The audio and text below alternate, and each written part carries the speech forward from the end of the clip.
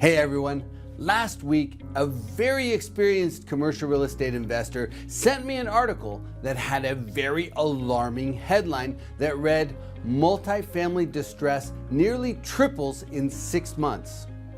In the email, the investor asked me, is this it? Is this the wave of distressed deals that's finally coming? Quite frankly, I think a lot of investors are still anxiously waiting for the flood of distressed deals to hit the market. They see it as an opportunity to acquire properties for pennies on the dollar.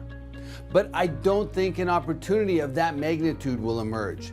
And along that vein, I continue to question the validity of a lot of the distressed real estate headlines we see.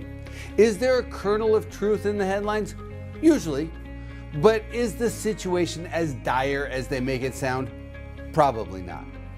When I looked into the data underlying the big headline about the tripling of multifamily distress, it was measured on a percentage basis, and their measurement of multifamily distress had climbed from 2.6% in January to 7.4% in June.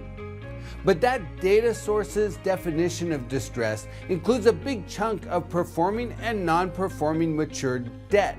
Basically, loans that have come due, but where the owner is still likely negotiating with the lender. Their definition of distress also includes loans in special servicing that are actually current. So I think the extend and pretend model is still in play in many cases, but from what I hear, lenders are starting to phase that out. And remember, just because a property is technically in distress doesn't mean it will come out to market as a foreclosure or as a significantly discounted fire sale. But I am starting to hear that several lenders are beginning to shift gears.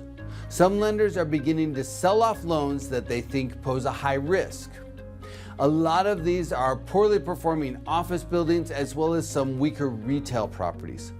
Basically, banks are trying to quietly clear the high-risk properties off their balance sheets. On the other hand, I recently heard about a bank that foreclosed on some properties, but rather than selling them off, the bank is continuing to operate the properties, apparently waiting until values climb.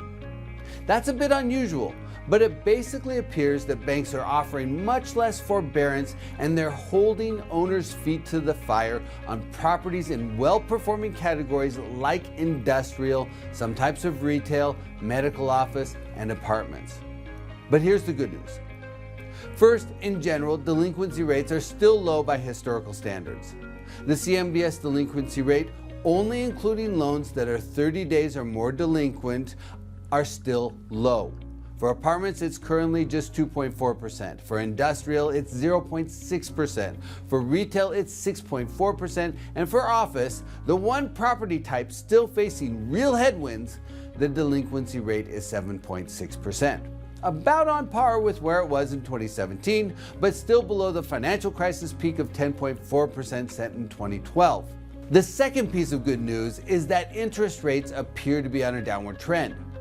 The 10-year Treasury is around 4.25%, down from the recent peak of 4.7% about 3 months ago, and from what appears to be the cycle peak of nearly 5% set in October last year. With the Fed beginning to signal an increased likelihood of a rate cut in September, and with inflation showing a clear downward trend towards the Fed's target, it looks like we're on the backside of the high inflation, high interest rate cycle. We're not through it yet. There are still some headwinds and some choppy water ahead for us, but it does look like we're through the worst of it and the market is beginning to turn. So, as you're perusing headlines, remember to take them with a grain of salt. Don't take them at face value. Dig under the surface with a shovel, not a rake. And at the end of the day, don't get too caught up in the media. Take a moment to look forward. Ask yourself what the market will look like at the end of your hold period.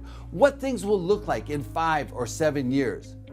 Because at the end of the day, real estate is a long-term investment and you need to keep your eyes on the horizon.